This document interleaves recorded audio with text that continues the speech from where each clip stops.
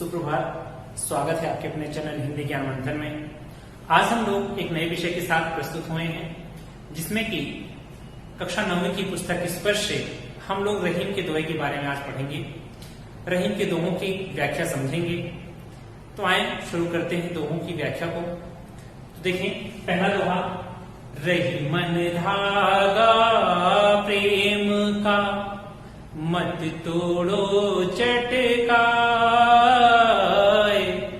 टूटे से फिर ना मिले, मिले गांठ पर जाए। तो देखिए, इनके जो दोहे हैं नीति परक दोहे हैं। ये हमें बताते हैं कि हमें समाज में किस तरीके से व्यवहार करना है, हमारा आचरण कैसा होना चाहिए, या समाज में रहने के लिए हमें किन किन नियमों का पालन करना चाहिए। तो ऐसे बहुत सारे नीति परक दोहे रहीमदास जी ने लिखे हैं। उसमें से कुछ दोहे आपकी पुस्तक में दिए गए हैं। देखिए, पहला दोहा, रहीमन धागा प्रेम का, मत तोड़ो चटकाए। चटकाए शब्द का होता है झटके में। रहीमदास जी कह रहे हैं कि प्रेम रूपी धागे को, प्रेम रूपी संबंध को या प्रेम रूपी धागे को एक झटके में नहीं तोड़ना चाहिए। क्यों? आगे बता रहे, टूटे से फिर ना मिले। यदि वह प्रेम संबंध एक बार टूट गया फिर वह मिलता नहीं है, और यदि किसी तरीके से मिल भी जाता है, मिले गांठ पर जाए। कह रहे हैं प्रेम संबंध यदि फिर से बन भी जाता है, मिल भी जाता है, तो वह रिश्ता पहले जैसा नहीं रहता है, कहीं ना कहीं मन मुटाव रह जाता है।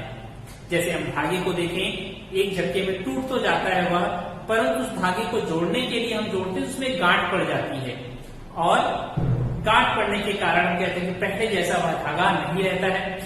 ठीक उसी प्रकार से या प्रेम संबंध होते हैं कि एक झटके में एक संबंध को तोड़ दिया जाए तो वह संबंध फिर से जोड़ने का प्रयास करेंगे तो जुड़ तो जाएगा, परंतु पहले जैसी बात नहीं रह जाती, पहले जैसी भावनाएं नहीं रह जाती, कहीं ना कहीं मनमुटाव आ जाता है।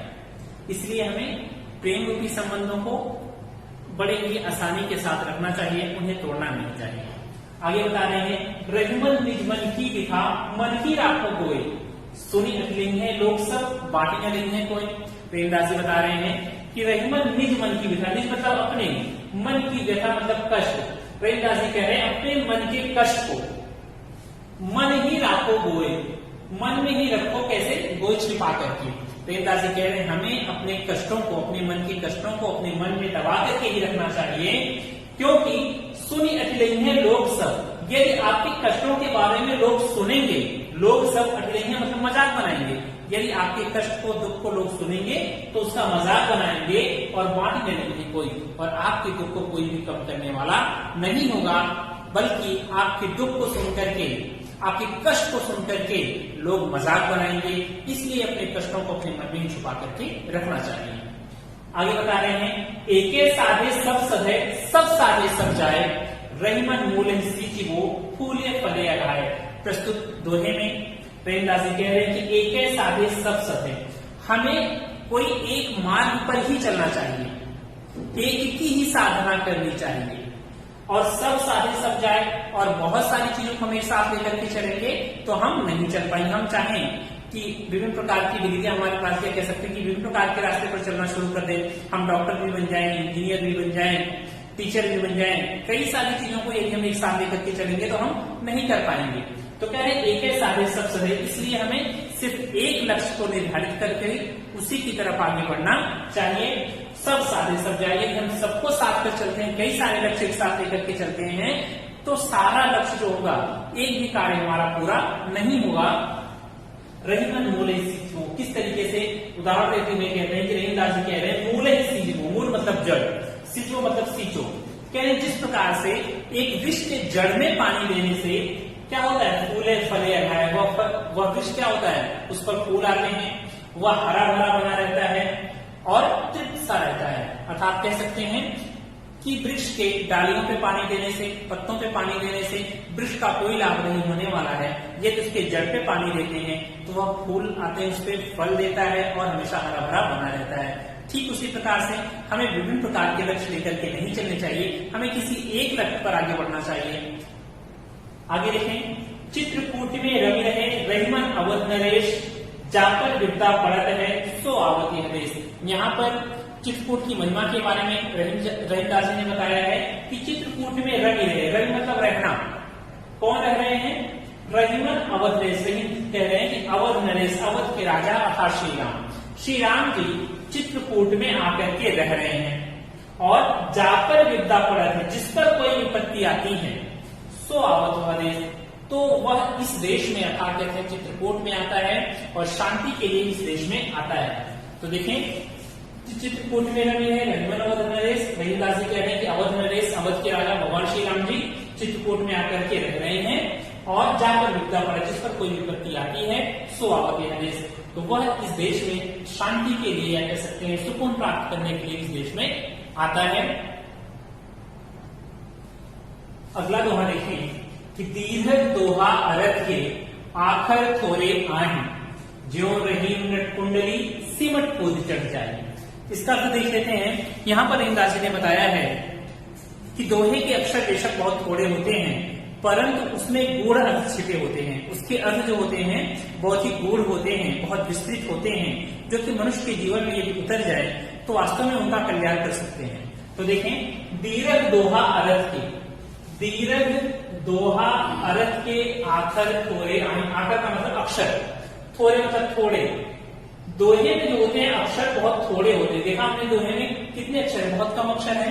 कह रहे हैं कि दोहे में जो अक्षर होते हैं बहुत थोड़े होते हैं, परंतु दीर्घ अर्थ, लेकिन उसके अर्थ कितने होते हैं? बहुत विस्तृत होते हैं, बहुत विशाल होते हैं, बहुत गूढ़ होते हैं। तो दोहा दिखने में छोटा होता है, अक्षर छोटे होते हैं, परंतु उसके अर्थ बहुत ही विस्तृत होते हैं।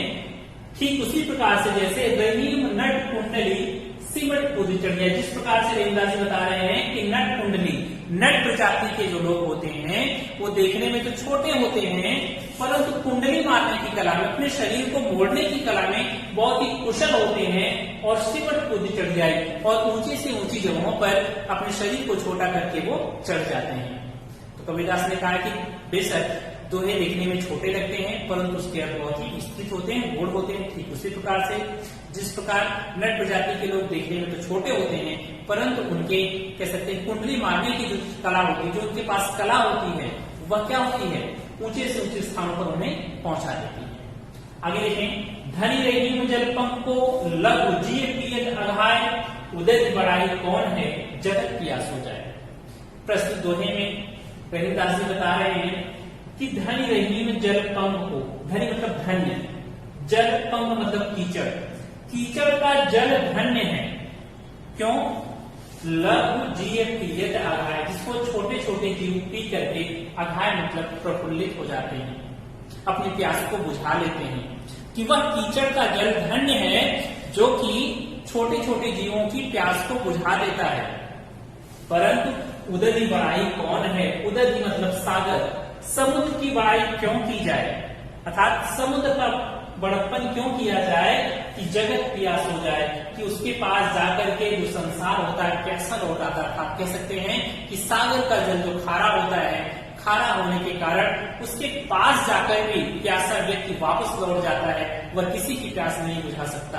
अर्थात कह सकते हैं कि बड़े होने से तात्पर्य नहीं है, आपके अंदर गुण भी होना चाहिए, ऐसा रहीमदास जी कह रहे हैं। ठीक है, आगे देखें नाद रीझ तन देत मृदु नरधन एक समेत, ते रहीम पशु से अति रीझम पशुना दे। कहने की नाद रीझ, नाद मतलब सुर, संगीत, ध्वनि, रीझ मतलब प्रसन्न होकर के, ध्वनि को सुन करके, संगीत को सुन करके तन न्यौछावर कर देता है कौन? मृग, हिरण। कह सकते हैं कि ध्वनि को सुन करके, संगीत को सुन करके जो हिरण है वह प्रसन्न हो जाता है और उस शिकारी व्यक्ति की तरफ या वह अपने प्राणों को न्यौछावर कर देता है। मान लीजिए कोई संगीत बजा रहा है, कोई बांसुरी बजा रहा है, उसके हाथ में कहीं ना कहीं कह सकते हैं कि ऐसे अस्त्र भी हैं जो लोगों का, जो जीवों का शिकार कर सकता है। उसने बांसुरी को बजा करके हिरण प्रसन्न हो गया, हिरण तो उसके पास आ गया उस शिकारी के, परंतु वह चाहे तो अपने शस्त्र से उसको मार सकता है। तो कह रहे हैं कि नाद रीझ करते कि स्वर को सुन करके, संगीत को सुन करके प्रसन्न हो जाता है मृग और अपने शरीर को न्यौछावर कर देता है नरधन एक समेत। लेकिन कुछ मनुष्य ऐसे हैं, नरधन एक से, कुछ नर ऐसे होते हैं जो धन को भी अपना न्यौछावर कर देते हैं, दे देते हैं, परंतु कुछ लोग ऐसे हैं ते रहीम पशु से अधिक, वो लोग इंटरेस्ट हैं। कौन से लोग? रिझों कछुनादेन, जो प्रसन्न होने के बाद भी, रिझों प्रसन्न होने के बाद भी कछुनादेन, किसी को कुछ नहीं देते, कितना भी प्रसन्न हो जाए वह किसी को कुछ देते नहीं है। आगे देखें, बिगड़ी बात बने नहीं लाख करो किन कोय, रहीमन फाटे दूध को मथे ना माखन होए। यहाँ पर इंद्राजी कह रहे हैं कि यदि कोई बात बिगड़ जाती है तो वह बनती नहीं है। कोई मुख से बात निकल गई तो इसे आप चाहे वापस लेना तो वापस नहीं आएगी। तो कह रहे हैं कि बिगड़ी बात बने नहीं, वो जो बात बिगड़ गई है वो अब बनती नहीं है। लाख करो किन कोय, कितने भी आप लाखों प्रयास कर लें परंतु वह बिगड़ी हुई बात बनती नहीं है।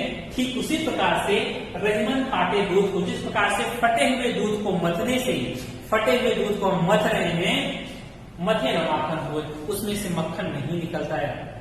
कि फटे हुए दूध को मथने से माखन नहीं निकलता है, ठीक उसी प्रकार से जो बात एक बार बिगड़ गई है दोबारा वह बन नहीं सकती है। तो ये 8 दोहे रहे। अगले दोहे देखते हैं। अगला दोहा देखें कि रहीमन देख बड़ेन को लघुना दीजिए डाल, जहां काम आवे सुई कहां करे तरवार। प्रस्तुत दोहे में रहीमदास जी ने बताया है कि हमें बड़े लोगों को देख करके छोटे का तिरस्कार नहीं करना है, छोटे का अनादर नहीं करना है। तो देखें, रहीमन देख बड़े को, रहीमदास जी कह रहे हैं कि बड़े लोगों को देख करके, धन संपन्न व्यक्ति को देख करके या बड़े लोगों को देख करके लघुना दीजिए डाल, कि छोटे लोगों का, लघु मतलब छोटे लोगों का डाल मतलब अपमान नहीं करना चाहिए, छोटे लोगों का तिरस्कार नहीं करना चाहिए, क्योंकि दोनों की अहमियत बराबर है, अपनी अपनी जगह दोनों कहीं ना अपने अपने कामों में दक्ष है। जिस प्रकार से जहां काम आवे सुई, उदाहरण देते हुए बताते हैं, जहां पर सुई काम करती है कहां करे तलवार, वहां पर तलवार काम नहीं कर सकता। कपड़ा सिलने की जगह हम चाहें कि तलवार से कपड़े को सिलें तो नहीं किया जा सकता, और यदि हम चाहें कि तलवार से सुई से युद्ध को लड़ लिया जाए तो भी हम असफल हो जाएंगे। तो कह रहे हैं कि सभी का अपना अपना महत्व है, इसलिए बड़े लोगों को देख करके छोटों का तिरस्कार हमें नहीं करना चाहिए।